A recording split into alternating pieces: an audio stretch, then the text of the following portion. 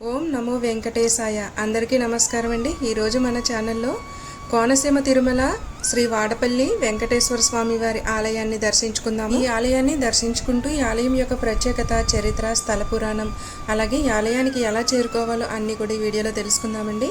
వీడియోనైతే ఎక్కడ స్కిప్ చేయకుండా చూడండి. ఈ వాడపల్లి క్షేత్రం అంబేద్కర్ కోనసీమ జిల్లా రావులపాలెంకి కేవలం 10 కిలోమీటర్ల దూరంలో ఉంటుంది. రావులపాలెం నుంచి బస్సెస్ కానీ ఆటోస్ కానీ అవైలబుల్గా ఉంటాయండి. అలాగే రావులపాలెం చేరుకోవడానికి ప్రతి సిటీ నుంచి బస్సెస్ అయితే ఉంటాయి. లేదంటే ట్రైన్ మీద వచ్చేవాళ్ళు అయితే రాజమండ్రి స్టేషన్లో దిగాలి. రాజమండ్రి నుంచి రావులపాలెం 31 కిలోమీటర్లు అన్నమాట. రావులపాలెం నుంచి వాడపల్లి 10 కిలోమీటర్లు ఉంటుంది. అదే మీరు గుడివాడ భీమవరం వైపు నుంచి ట్రైన్ జర్నీ చేసినట్లయితే తణుకులో దిగాల్సి ఉంటుందండి. తణుకు నుంచి రావులపాలెం కేవలం 28 కిలోమీటర్లు అన్నమాట.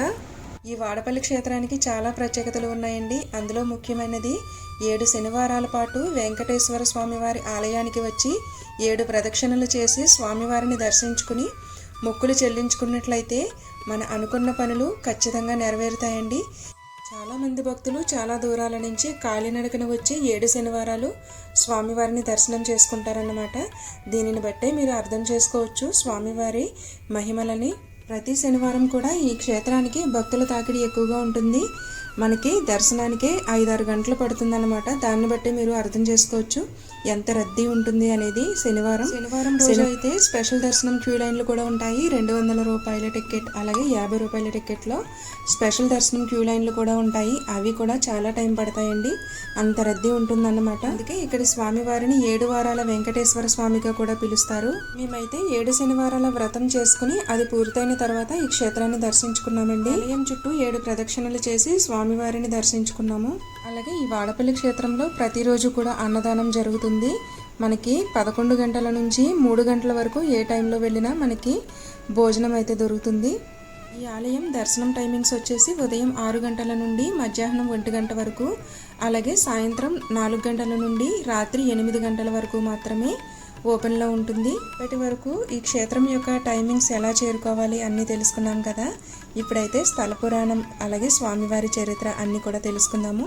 వీడియోనైతే ఎక్కడ స్కిప్ చేయకుండా చూడండి. తిరుమల, ద్వారకా తిరుమలల తర్వాత అత్యంత ప్రజాదరణ పొందిన క్షేత్రం వాడపల్లి. గౌతమి నది తీరం వెంబడి అందమైన పచ్చని పొలాల మధ్య గల ఈ గ్రామం కాలుష్యానికి చాలా దూరంగా ఉంటుందండి. వెంకటేశ్వర స్వామి వారు ఎర్రచందనం చెక్క మధ్యలో స్వయంభూగా వెలిసారన్నమాట. ఇక్కడి శిలాఫలకం ఆధారంగా ఈ క్షేత్రం యొక్క చరిత్ర ఈ విధంగా ఉందండి. వైకుంఠంలో ఒకసారి సనక సనందనాది మహర్షులు నారాయణుని దర్శించుకొని వచ్చి భూలోకమున పాపము పెరుగుతున్నది, అధర్మం అన్యాయం పెరుగుతున్నవి, వాటిని తగ్గించు మార్గం చూపమని వేడుకున్నారు. అయితే విష్ణువు వారితో అధర్మం ప్రబలినప్పుడు నేను అనేక రూపాలలో అవతరించాను. అలానే కలియుగంలో ఆర్భాస్వరూపుడనై భూలోకంలో లక్ష్మీ క్రీడా స్థానమై మానవుల పాపములను కడుగుచున్న గౌతమి ప్రవాహ మార్గంలో నౌకాపురం అను ప్రదేశమున వెలయుదును. లక్ష్మీ సహితంగా ఒక చందన వృక్ష పేటికలో గౌతమి ప్రవాహ మార్గంలో నౌకాపురి చేరుకుంటాను. ఈ విషయాలను నారదుని ద్వారా ప్రజలకు తెలియజేయమని చెప్తాడు. కొంతకాలమునకు నౌకాపురి ప్రజలకు గౌతమి ప్రవాహంలో కొట్టుకొస్తున్న చందన వృక్షం కనిపించగా ఒడ్డుకు తీసుకురావాలని వెళ్ళిన వాళ్లకు కనిపించకపోవడం జరుగుతూ ఉండేది. ఒకరోజు ఊరిలో కల వృద్ధ బ్రాహ్మణుడి కలలో స్వామివారు కనిపించి, కలి ప్రభావంతో మీరు నన్ను చూడలేకపోతున్నారు. తెల్లవారక ముందే అందరూ శుచిగా గౌతమి నదిలో స్నానం చేసి పవిత్రులై మంగళ వాయిద్యాలతో నౌకలో నదీ గర్భంలోకి వెళితే కృష్ణ గరుడ పక్షి వాలి ఉన్న చోటులో నేనున్న చందనపేటిక దొరుకుతుందని చెప్పాడు. ప్రజలు స్వామివారి ఆదేశానుసారం వెళ్ళగా చందనపేటిక కనిపిస్తుంది. దానిని నిపుణుడైన శిల్పితో తెరిపించగా దానిలో శంఖ చక్ర గదాయుధుడైన నారాయణుడి విగ్రహం కనిపిస్తుంది. దానితో గతంలో నారదుల వారి వలన తెలిసిన విశేషాలతో ఆ ఆర్చావతార రూపమునకు గౌతమి తీరాన దేవాలయం నిర్మించి అందే మూర్తిని ప్రతిష్ఠించి పూజించుట ప్రారంభించారన్నమాట. ఇదన్నమాట అండి స్వామివారు వెలిసిన వృత్తాంతం. పూర్వపు ఆలయం గోదావరి నదికి చాలా దగ్గరగా ఉండేదటండి. అప్పుడు ఆ కోతలకి ఆ ఆలయం అయితే నదిలో కలిసిపోయిందట.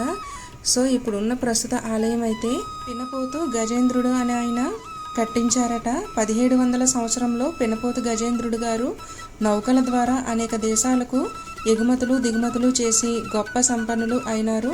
1759వ సంవత్సరంలో వాడపల్లి శ్రీ వెంకటేశ్వర స్వామి వారి ఆలయాన్ని నిర్మించి ధూపదీప నైవేద్యాలకు 275 ఎకరాల భూమిని వజ్ర వైడూర్యాలను విరాళంగా ఇచ్చారు. ఈయన భక్త శిఖామణిగా పేరు పొందారు. ఈ వాడపల్లి క్షేత్రంలో మార్చి నెలలో సర్వ ఏకాదశి రోజు నుండి 5 రోజుల పాటు స్వామివారికి కళ్యాణోత్సవాలు జరుగుతాయండి. ఈ కళ్యాణోత్సవాలకు అశేషంగా ప్రజలు తరలి వస్తూ ఉంటారు. ఈ ఉత్సవాలలో మరొక ప్రత్యేకత ఏమిటంటే ఊరిలో గల అన్ని వర్ణాల వారు ఒక్కొక్క గుంపుగా ఏర్పడి ఈ 5 రోజులు అన్న సంతర్పణ కార్యక్రమములు ఎవరికి వారుగా నిర్వహిస్తూ ఉంటారు. వాడపల్లి ఉత్సవాలకు వెళ్ళే భక్తులను భోజనానికి మా వద్దకు రండి అంటే మా వద్దకు రండి అని పిలుస్తూ ఉంటారన్నమాట. స్వామివారి కళ్యాణం రోజు సాయంత్రం 6 గంటల నుండి కర్పూర హారతి జరుగుతుందండి.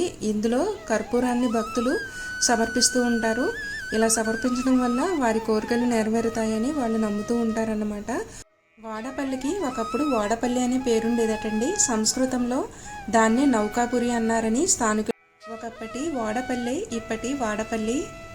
ఎర్రచందనం కొయ్యలో వెలసిన స్వయంభూ క్షేత్రం వాడపల్లి శ్రీ వెంకటేశ్వర స్వామివారి దేవస్థానం. శ్రీ వెంకటేశ్వర స్వామివారిని కళ్యాణ వెంకటేశ్వర స్వామి. ఈ ఆలయంలో గోదాదేవి కళ్యాణం నిర్వహిస్తే అవివాహితులకు వివాహం అవుతుందని భక్తుల ప్రగాఢ నమ్మకం. ఈ క్షేత్రంలో 7 శనివారాల దర్శనం మొక్కుకున్న వాళ్ళు 7 శనివారాలు పూర్తయిపోయిన తర్వాత ఆఖరి శనివారం అష్టోత్తరం. ఇక్కడ మీరు చూస్తున్నది అన్నదానం జరిగే చోట అన్నమాట. ఇక్కడ మీరు చూసినట్లయితే పూజా వివరాలు, టికెట్ రేట్స్ అన్నీ కూడా డీటెయిల్స్ రాసి ఉన్నాయి. ఒకసారి చూడండి.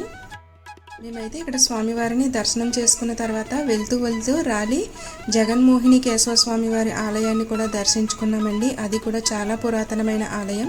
ఇక్కడికి కేవలం 3 కిలోమీటర్ల దూరంలోనే ఉంటుంది. అంటే మనం వెళ్ళే దారిలోనే ఉంటుందన్నమాట ర్యాలీ గ్రామం. ఆ గ్రామంలో జగన్మోహిని కేశవ స్వామి వారి ఆలయం చాలా పురాతనమైనది. అక్కడి విగ్రహం కూడా చాలా పురాతనమైనదండి. ఆ వీడియో కూడా మీకు పైన ఐకార్డ్స్లో ఇస్తాను, ఒకసారి చెక్ చేయండి. మీకు వాడపల్లి వెళ్ళిన వాళ్ళు అయితే ఖచ్చితంగా ఆలయాన్ని కూడా దర్శనం చేసుకోండి. మీకు కనుక టైం ఉన్నట్లయితే అంటే ఓన్ వెహికల్ మీద వచ్చినట్లయితే ఈ చుట్టుపక్కల కుండలేశ్వరం, అయినవిల్లి ఇలాంటి చాలా క్షేత్రాలు ఉన్నాయి. అలాగే ఇటువైపు నుంచి వచ్చినట్లయితే సామర్లకోట, బిక్కవోలు ఇలాంటి క్షేత్రాలు కూడా చాలా ఉన్నాయండి. మీకు వీలైతే అవి కూడా దర్శనం చేసుకోండి. చూసారు కదా ఫ్రెండ్స్, ఇదన్నమాట వాడపల్లి క్షేత్రం యొక్క విశిష్టత, చరిత్ర అన్నీ కూడా తెలుసుకున్నాం కదా. ఐ హోప్ మీకు ఈ వీడియో నచ్చిందని అనుకుంటున్నాను. నా వీడియో కనుక నచ్చినట్లయితే లైక్ చేయడం మాత్రం మర్చిపోవద్దు. మీ ఫ్రెండ్ అండ్ ఫ్యామిలీస్కి షేర్ చేయండి. మన ఛానల్ని తప్పకుండా సబ్స్క్రైబ్ చేయండి. పక్కనున్న బెల్ ఐకాన్ని యాక్టివేట్ చేయడం మాత్రం మర్చిపోవద్దు. Thank you for watching friends. Thank you.